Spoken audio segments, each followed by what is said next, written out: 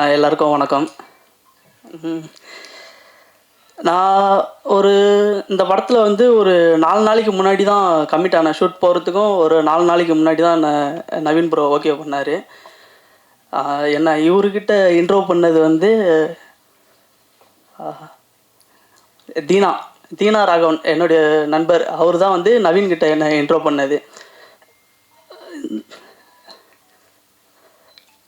இல்லை ஒர்க்காக பார்த்துக்கிட்டோம்னா, அந்த கோழி அந்த முட்டை வந்து இதுலேருந்து உடஞ்சி அவர் தூக்கி போட்டு உடஞ்சி அதுலேருந்து அடகாத்த கோழி எப்படி இருக்கும், அது லைட்டாக அந்த எஃபெக்ட்லாம் போட்டு அதில் ரெடி பண்ணோம். அது மட்டும் கொஞ்சம் கஷ்டமாக இருந்தது. அதில் பிளான் பண்ணதை விட ரொம்ப அந்த பிளட்டு அந்த இதெல்லாம் போட்டு ரெடி பண்ணுறதுக்கு. நன்றி ப்ரோ. வணக்கம். Thank you dream warriors, Rajamurugan sir and ஸ்டேஜில் இருக்க எல்லாருமே. நவீனை வந்து நான் ராஜமுருகன் சார் மூலயமா தான் பார்த்தேன். ராஜமுருகன் சார் கூட ஒர்க் பண்ணணுன்னு ரொம்ப நாள் ட்ரை பண்ணிகிட்டு இருந்தேன். ஸோ ஃபர்ஸ்ட் வந்து அவங்க அசிஸ்டண்ட் மீட் பண்ண வச்சார். Then this whole project happened. Naveen வந்து ஒரு extremely talented friend of mind. First டேரக்டராக மீட் பண்ணேன், இப்போ ஃப்ரெண்ட்ஸ் ஆனோம். அவர்கிட்ட நான் அடிக்கடி மீட் பண்ணணும்னு ஆசைப்படுவேன். ஏன்னா அவர் வந்து ஏதாச்சும் ஒரு ஸ்டோரி சொல்வார், இன்ட்ரெஸ்டிங்காக இருக்கும். நம்ம அதை பண்ணுறோமோ இல்லையோ, லைக் இதை இப்படி பண்ணலாம், இது படமாக பண்ணும்போது இந்த மாதிரி ஸ்கோர் பண்ணலாம், இந்த ஆர்கெஸ்ட்ரா கூப்பிடலாம், இந்த மாதிரி மியூசிக் அப்ரோச் பண்ணலான்னு சொல்லிட்டு வீல் சும்மா have a discussion, we'll manifest a lot. So அந்த மாதிரி தான் லிட்டில் விங்ஸும் ஸ்டார்ட் ஆச்சு. லிட்டில் விங்ஸ் வந்து என்னோட கெரியரில் நான் ஸ்டார்ட் பண்ணும் போது ஒரு டெப்த்தான மூவி ஒர்க் பண்ணால் தான் ஒரு மியூசிக் டைரக்டருக்கு நல்ல நேம் கிடைக்கும். ஸோ நான் இதை வந்து ஷார்ட் ஃபிலிமாக பார்க்கவே இல்லை. நான் வந்து இது ஒரு நல்ல கண்டென்ட்டாக தான் பார்த்தேன். இது என்ன வந்து ப்ரூவ் பண்ணிக்க ஒரு சான்ஸாக இருக்கும்னு நினச்சி தான் I started working on this film. Naveen வந்து இப்போ ரொம்ப ப்ரெஷர்லாம் பண்ண மாட்டார். ஹீ வில் ஜஸ்ட் சே, இது எப்படி ட்ரீட் பண்ணலாம் நீங்கள் சொல்லுங்கள், தென் நான் அதை கேட்குறேன், எனக்கு ஒர்க் அவுட் ஆச்சுன்னா நம்ம அதை வச்சுக்கலான்னு சொல்லி. ஸோ நிறைய ஐடியாஸ் ட்ரை பண்ணோம். ஸோ ஃபிலிம் ரூட்டடாக இருக்குது. நம்ம ஏன் வந்து ஒரு வெஸ்டர்ன் கிளாசிக்கலாக ஸ்கோர் போகக்கூடாது அப்படின்னு சொல்லி அப்ரோச் பண்ணது தான் இந்த whole idea of little wings. Plus அந்த லிட்டில் விங்ஸில் ஒர்க் பண்ண எல்லாருமே நமக்கு மியூசிக் பண்ண ரொம்ப இன்ஸ்பயர் பண்ணாங்க. ஆக்ட் பண்ணவங்களா இருக்கட்டும், camera and sound effects and every department. So எனக்கு ஆக்சுவலி வேலை கம்மியாக தான் இருந்தது, ஏன்னா எல்லாமே நீட்டாக இருந்தது. So again I want to thank everybody. Naveen வந்து சீக்கிரமாக he will be one of the biggest directors in இந்தியான்ற ஒரு கான்ஃபிடென்ஸ் எனக்கு எப்பவுமே இருந்துகிட்ருக்கு. I'm waiting for that time. Thank you. எல்லாருக்கும் வணக்கம். நவீன் வந்து ஒரு ஷார்ட் ஃபிலிம் பண்ணணும்னு வந்தார். அந்த டைம் வந்து நிறைய பண்ண எனக்கு பிடிச்சிருந்தது. நம்ம ஷார்ட் ஃபிலிம் 4 முன்னாடி டைம்லலாம் பண்ணோம். ஃப்ரெண்ட்ஸ் கிட்ட மொத்தமாக ஒரு 10 பண்ணிட்டோம்னு வச்சுங்களேன். கேமரா வேண்டியது ரெண்ட்டுக்கு எடுத்துருவோம். ரெண்ட்னா ஃப்ரீயாக தான் எடுத்துப்போம். ஸோ மிஞ்சி போனால் 25,000 1 லட்சத்தில் ஒரு ஷார்ட் ஃபிலிம் எடுப்போம். நவீன் கேட்கும், பட்ஜெட் எவ்வளோ? 30 லட்சமா? நான் வாழ்க்கையில் அதிகமான ப்ரொடக்ஷனில் பண்ண ஒரு ஷார்ட் ஃபிலிம்னா இதுதான். அப்போது நவீன் சொல்லும்போது இது வந்து ஃபெஸ்டிவலுக்கு அனுப்புகிற மோட் ஆஃப். நான் பண்ணது எதுவுமே ஃபெஸ்டிவல் கிடையாது. நாளைக்குனர் டைமில் பண்ணுறது எல்லாமே அந்த ஷோக்கு பண்ணது தான் நான் பண்ணது. ஒரு சந்துருவும் அவனுக்கு மட்டும் தான் பண்ணது.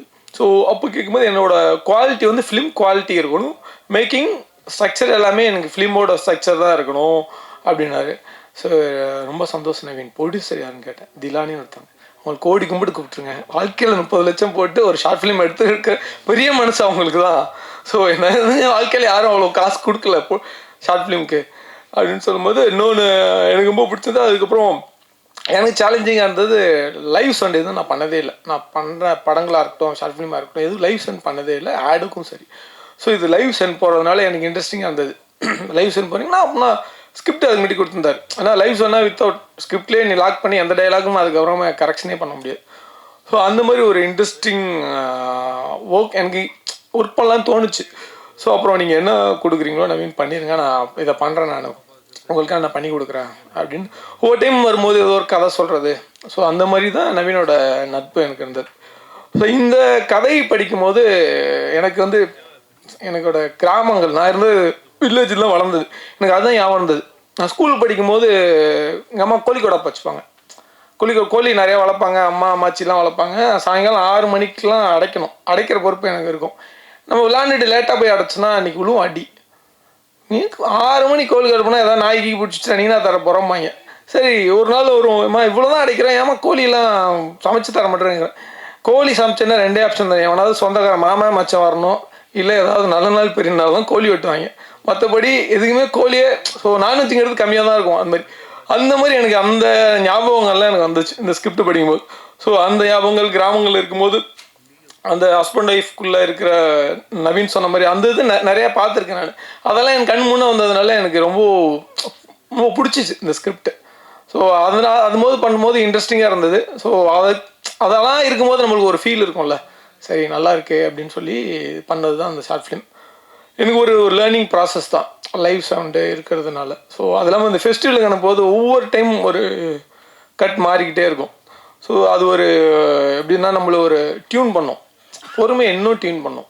இந்த ஃபெஸ்டிவல் அனுப்பும்போது தான் ஒவ்வொரு ஃபெஸ்டிவல் முடிஞ்சு கொஞ்சம் கரெக்ஷன் பண்ணி வேறு ஒரு டைப்பில் அனுப்பலாமான்னு பாரு.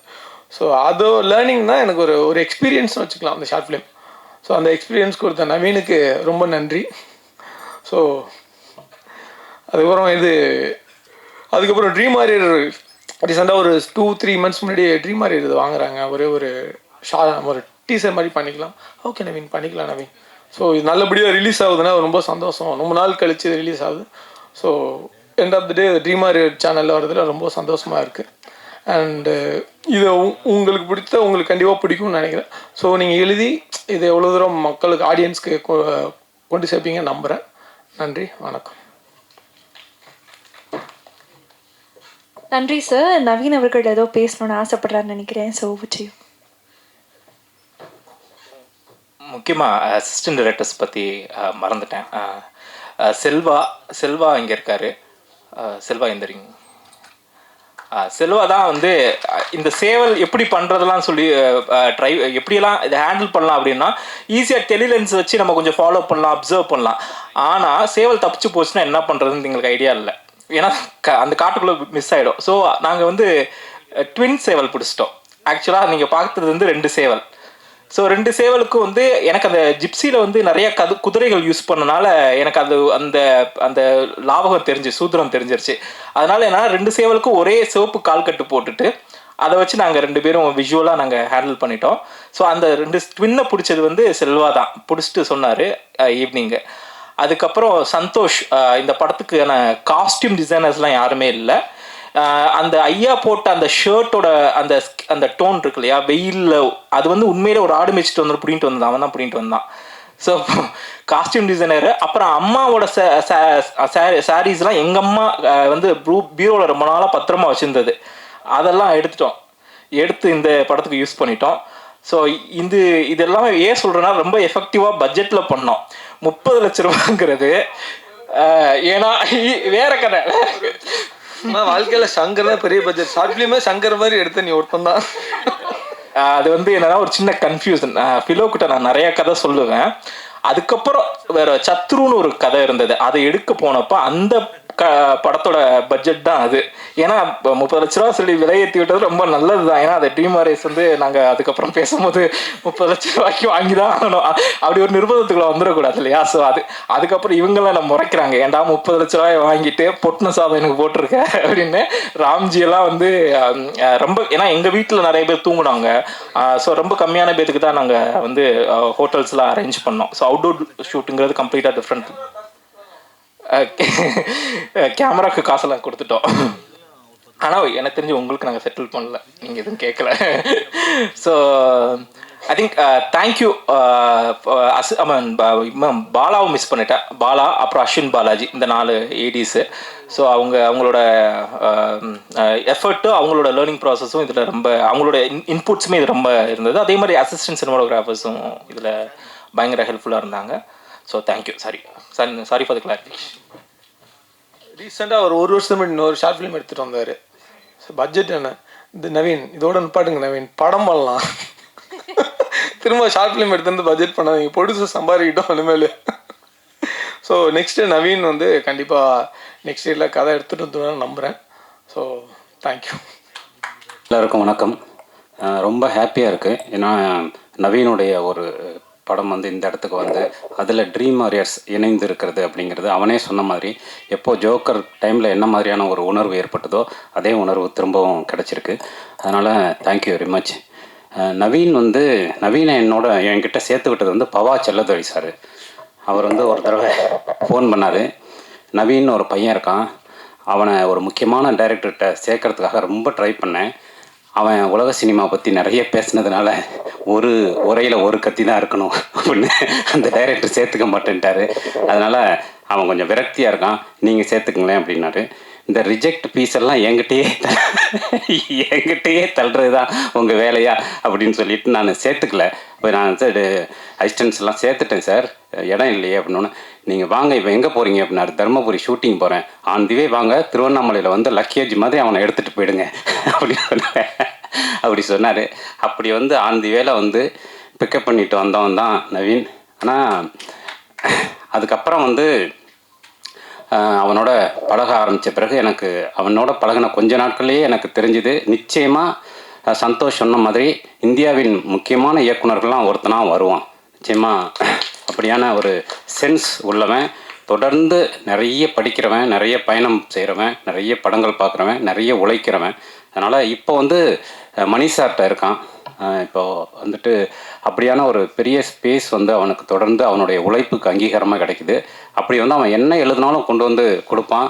அப்படி இந்த கதை கந்தர்வனுடைய கதையை எழுதிட்டு வந்து கொடுத்த உடனேயே இது நிச்சயமாக நீ வந்து படம் பண்ணலாம், ஏன்னா இது ஒரு 20 நிமிஷம்னாலும் இது பேசுகிற விஷயம் வந்து பெரிய ஃபிலாசபியை பேசுது. சொன்ன மாதிரி பசியை பற்றி பேசுது, ஒரு ஆண் பெண் உறவை பற்றி பேசுது, நம்முடைய கலாச்சாரத்தை பற்றி பேசுது, ஸோ ஒரு மனிதனுடைய நிராசை பற்றி பேசுது. எல்லாம் முடிந்த பிறகு அவன் என்ன எடுத்துகிட்டு போகிறான் அப்படிங்கிற ஒரு பெரிய ஃபிலாசபியோடைய ஒரு வடிவத்தை பேசுது. ஸோ இவ்வளோ விஷயத்தை பேசுது, இது நிச்சயமாக நீ எடு அப்படின்னு சொன்னேன். அப்போ திலானி கரெக்டாக ப்ரொடியூசர் அவங்க வந்தாங்க. ஸோ அவங்களோட கோ ப்ரொடக்ஷன் பண்ணக்கூடிய ஒரு வாய்ப்பு வந்தது. காம்ரேட் டாக்கீஸ் வந்து தொடர்ச்சியாக வந்து நிறைய டாக்குமெண்ட்ரிஸ் பண்ணிகிட்ருக்கோம். எங்க கூட ஒரு பெரிய டீம் இருக்காங்க, சிந்தன் தோழர் உட்பட ஒரு 10 பேர் இருக்காங்க. ஸோ அவங்க நிறைய டாக்குமெண்ட்ரிஸ் எடுத்துகிட்ருக்கோம். சமீபத்தில் கூட வாச்சாத்தியை பற்றி எடுத்த டாக்குமெண்ட்ரி வந்து இன்றைக்கி மிக முக்கியமான பேசு பொருளாக இருக்குது.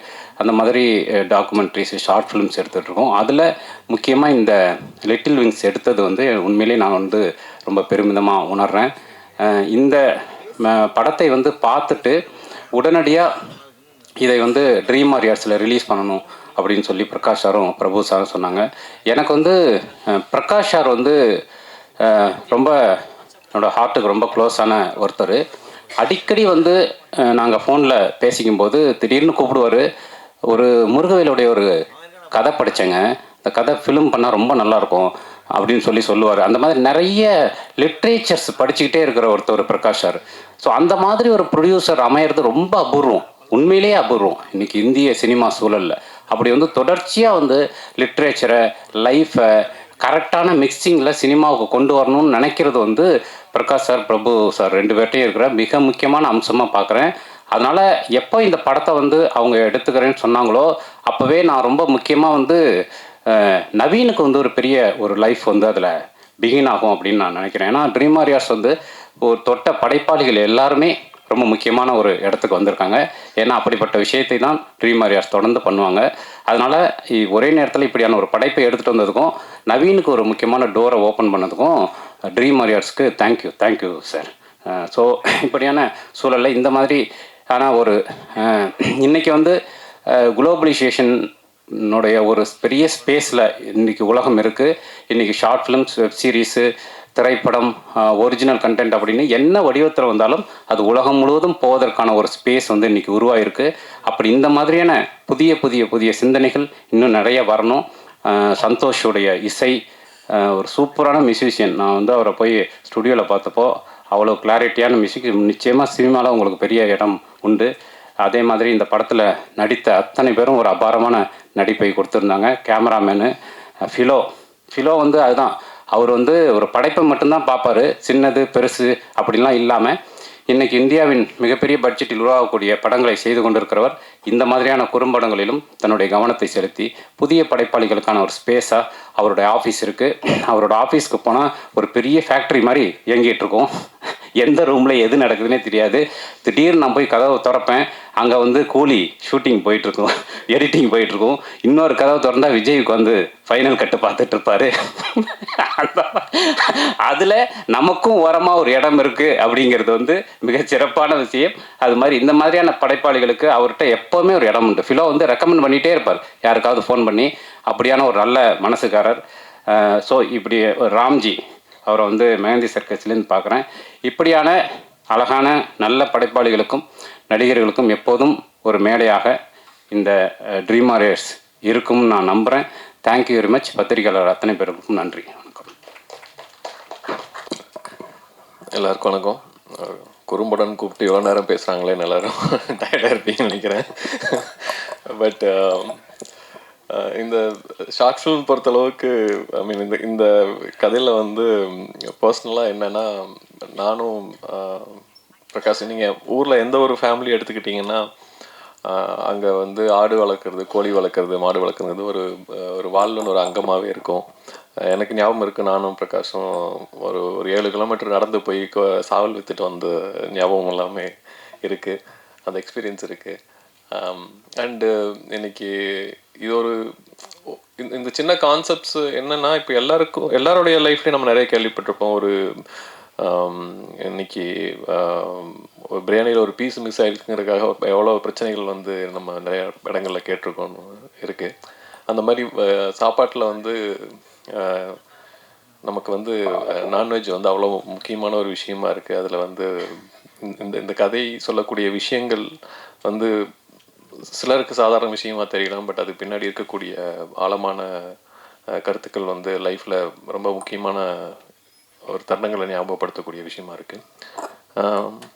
நாங்கள் ட்ரீம் வாரியர் பிக்சர்ஸில் ஏன் இதை வந்து பண்ணுறோம் அப்படின்னு எடுத்துக்கிட்டிங்கன்னா, இன்றைக்கி இண்டஸ்ட்ரி வந்து கண்டிப்பாக நிறைய மாறி இருக்குது. இப்போது மொபைல் ஃபோன் வந்ததுக்கப்புறம் பார்த்திங்கன்னா நமக்கு எல்லாமே உள்ளங்கைக்கு வந்துருச்சு. ஃபார்மேட்ஸ் வந்து ஷார்ட் ஃபிலிம் ஃபார்மேட்ஸ் இன்றைக்கி பெரிய அளவில் சினிமாவை டாமினேட் பண்ண ஆரம்பிச்சிருக்கு. ஸோ அந்த வகையில் லைக் நாங்கள் ஒரு புது கலைஞர்கள் வர்றப்போ அவங்களுடைய ஆரம்பம் வந்து இந்த மாதிரியான ஷார்ட் ஃபிலிம்ஸ் மூலமாகவோ இல்லை ஒரு மியூசிக் ஆல்பம்ஸ் மூலமாகவோ அவங்க ஆரம்பிக்கிறப்போ நமக்கு வந்து ஒரு நல்ல டேலண்ட்ஸ் ஐடென்டிஃபை பண்ணக்கூடிய ஆப்பர்ச்சுனிட்டிஸ் இருக்குது. அது மட்டும் இல்லை, அவங்களுக்கு நம்ம ஒரு பிளாட்ஃபார்ம் அமைச்சு கொடுக்குறப்போ அது அவங்களுக்கும் சேர்த்து இது ஒரு பெரிய ஹெல்ப் ஆகுது. அண்ட் ஆல்சோ இது வந்து ஒரு பெரிய ஒரு ரெவன்யூ ஃபார்மேட்டை நம்ம பார்க்குறத விட புது டேலண்ட்ஸை ஐடென்டிஃபை பண்ணக்கூடிய ஒரு தளமாக நம்ம இதை பார்க்குறோம். அந்த வகையில் இப்போது ரீசெண்டாக பார்த்திங்கன்னா ட்ரீம் வாரியர் பிக்சர்ஸில் வந்து நாங்கள் இண்டிபெண்டன்ட் மியூசிக் சப்போர்ட் பண்ண ஆரம்பிச்சிருக்கோம். அண்ட் ஆல்சோ இப்போ வந்து ஷார்ட் ஃபிலிம்ஸ் இந்த லிட்டில் விங்ஸ் மூலமாக ஆரம்பிச்சிருக்கோம். இது ஒரு தொடக்கம். இன்னும் பல நல்ல டேலண்ட்ஸ் அது மூலமாக ஒரு நல்ல படைப்புகளில் வந்து அறிமுகப்படுத்துவோம்னு நான் நம்புகிறேன். அதுக்கு உங்களுடைய சப்போர்ட் வந்து தேவை. ஸோ உங்களுக்கு இது பிடிச்சிருக்குன்னு நினைக்கிறேன்.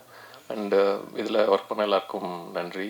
முக்கியமாக இதனுடைய தயாரிப்பாளர்கள், பெரிய பட்ஜெட் தயாரிப்பாளர்கள், அண்டு இதை கொண்டு வந்து கொடுத்த திரு ராஜமுருகன் அவர்களுக்கும் இதை கன்யூஸாக கொண்டு வந்து இது என்ன மாதிரி நம்ம ப்ளேஸ் பண்ணணும் அப்படிங்கிற விஷயங்களை ஃபுல்லாக ஃபாலோ பண்ணி இதில் ட்ரீம் வாரியர் பிக்சர்ஸ் டீமில் இருக்க எல்லாருக்கும் குஹன், கிருஷ்ணா அண்டு எவ்ரிபடி எல்லாருக்கும் என்னுடைய நன்றியை தெரிவிச்சுக்கிறேன். ஐ ஹோப் நீங்கள் இதை சப்போர்ட் பண்ணுவீங்க.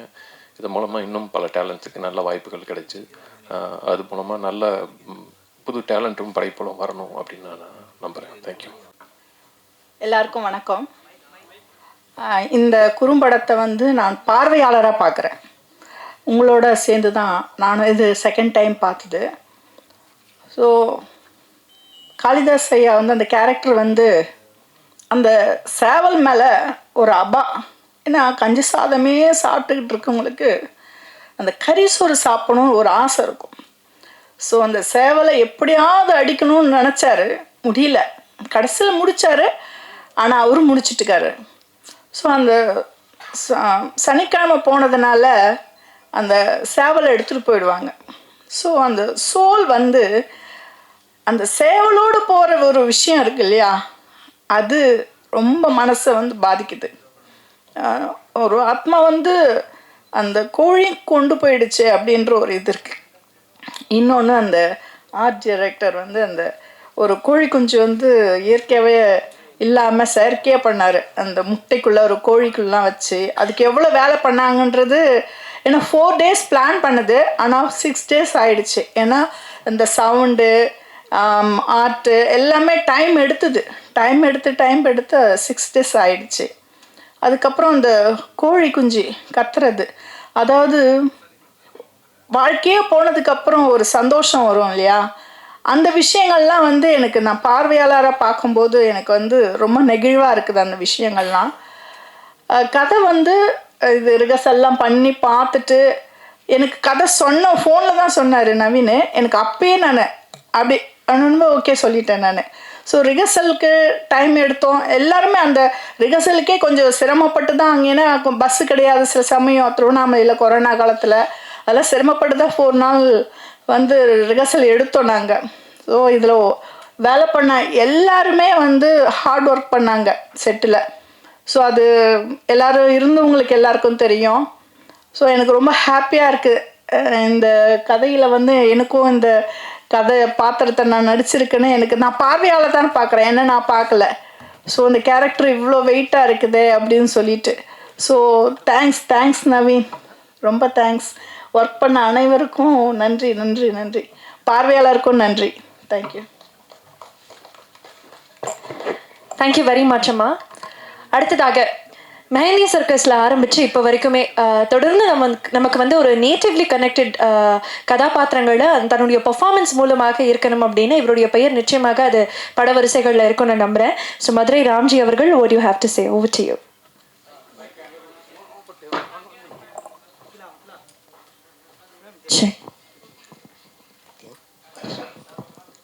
அனைவருக்கும் வணக்கம். இயக்குனருக்கு இது முதல் குறும்படம். எனக்கும் இந்த படம் வந்து முதல் குறும்படம் தான். அதுக்கு முன்னாடி பெரிய படம் பண்ணேன். ஆனால் இந்த படம் பண்ணும்போது எனக்கு அந்த பெரிய படத்துலேருந்து சின்ன குறும்படத்துக்கு வந்ததுக்கப்புறம் குறும்படத்தில் இவ்வளோ எஃபர்ட் இருக்குதுன்னு சொல்லி அந்த ஃபீல் அப்போ தான் பண்ணேன். ஆக்சுவலாக இந்த படத்தோட டைட்டிலுக்கும் எனக்கு ஒரு சின்ன சிங்க் இருக்கும். லிட்டில் விங்ஸ், நான் லிட்டில் தான். ஸோ அது எனக்கு ரொம்ப பிடிச்சிருந்துச்சி. அதை நான் இயக்குனர்கிட்ட சொல்லவே இல்லை. என்னோடய யூடியூப் சேனல் நேமும் லிட்டில் மேன் ஷோ தான் வச்சுருக்கேன். ஸோ எல்லோரும் சொல்லுவாங்க, நார்மலாக இருக்கிறவங்க என்னை பார்த்தா எல்லாருமே கேலி கிண்டல் தான் பண்ணுவாங்க. நிறையா பேர் கேட்டாங்க, ஏன் உன்னோட பேர் இந்த சப்நேம் அதாவது லிட்டில் மேன் தான் வச்சுருந்தேன். நான் அதில் குள்ளமான மனிதன் சொல்லி தான் எல்லாம் கிண்டல் பண்ணுவாங்க. அதையே என்னோடய அடமொழியாக வச்சேன். அதே மாதிரி சார் அந்த லிட்டில் விங்ஸுங்கிற நேமும் எனக்கு அதை பார்க்கும்போது ஒரு அளவு சிங்க் ஆச்சு. என்னுடைய முதல் குறும்படம், இயக்குனரோட முதல் படமும் இதுதான். ஃபஸ்ட்லேயே நேஷ்னல் அவார்டு வாங்கிச்சு. ரொம்ப சந்தோஷம். என்னோடய குடும்பத்தில் எல்லாருமே ரொம்ப சந்தோஷப்பட்டாங்க. அதாவது நான் பெரிய படம் பண்ணப்போ கூட அவங்க அவ்வளோ சந்தோஷப்படலை. என்னுடைய முதல் குறும்படம் ஃபஸ்ட்டு பண்ணும்போது அவார்டு வாங்கியிருக்குன்னு சொல்லவுமே அவ்வளோ சந்தோஷப்பட்டாங்க. ரொம்ப நன்றி நவீன் சார் மற்றும் இயக்குனர் ராஜமுருகன் சார் அவங்களுக்கும் எல்லாத்துக்கும். இந்த டீமில் எல்லாருமே அவ்வளோ எஃபர்ட், அவ்வளோ ஹார்ட் ஒர்க் பண்ணாங்க. ஏன்னா நான் பெரிய படத்தில் பண்ணப்போ கூட எனக்கு வந்து இந்த ஃபஸ்ட்டு ரிஹர்சல்லாம் எதுவுமே கிடையாது, பண்ணதில்லை. அந்த எக்ஸ்பீரியன்ஸே கிடையாது. ஆனால் ஒரு படம்னா இப்படி தான் இருக்கும், இப்படி தான் பண்ணணும், இப்படி தான் இருக்குன்னு சொல்லி ரிஹர்சலுக்கும் என்னை கூப்பிட்டு வந்து பாருங்கள், எல்லாம் பண்ணுங்கள், நீங்களும் ட்ரைனிங் எடுங்கன்னு சொல்லி ஃபஸ்ட்டு 4 days ரிஹர்சல் பண்ணி திருவண்ணாமலையில் அதுக்கப்புறம் போய் ஷூட் பண்ணால் அங்கே ரொம்ப சேலஞ்சிங்காக இருந்துச்சு எல்லாமே. ஏன்னா அந்த காடுனால மழை, திடீர்னு வெயில் அடிக்கும், எல்லாம் ரெடியாக இருப்போம், பார்த்தா கிளைமேட் உள்ளே போயிடும். அந்த சீன் பார்த்துப்பீங்க, வீட்டுக்குள்ளே இருக்கிற சீன்லாம் இருட்டுக்குள்ளே இருக்கிற மாதிரி தான் இருக்கும். ஸோ திடீர்னு பார்த்தா வெளிச்சம் ஓவராக இருக்கும், திடீர்னு இதாக இருக்கும். அது ரொம்ப கஷ்டப்பட்டு எடுத்தோம். இதை விட ரொம்ப கஷ்டமான என்ன விஷயம்னா, அந்த கோழியை வச்சு அதை மெயின்டைன் பண்ணி மேட்சிங் பண்ணி எடுத்தார். நம்ம நடிச்சிடலாம், கோழி நடிக்க சொல்ல முடியாது. ஸோ அது வர மாதிரி போகிற மாதிரி கரெக்டாக செட் பண்ணி இயக்குனர் நல்லா அருமையாக பண்ணியிருந்தாங்க. நான் உட்காந்து ஷூட்டில் அந்த 6 days உட்காந்து அவங்க கூட உட்காந்து நான் பார்த்துட்டு தான் இருந்தேன். அவ்வளோ அருமையாக பண்ணியிருந்தாங்க. ரொம்ப நன்றி. Dream warriors next level sir எடுத்திருக்காங்க. ஸோ ரொம்ப சந்தோஷம். படம் ரிலீஸ் ஆனதுக்கப்புறம் மிகப்பெரிய வெற்றி அடையணும்னு நான் எல்லாத்தையும் கேட்டுக்கிறேன். தேங்க்யூ.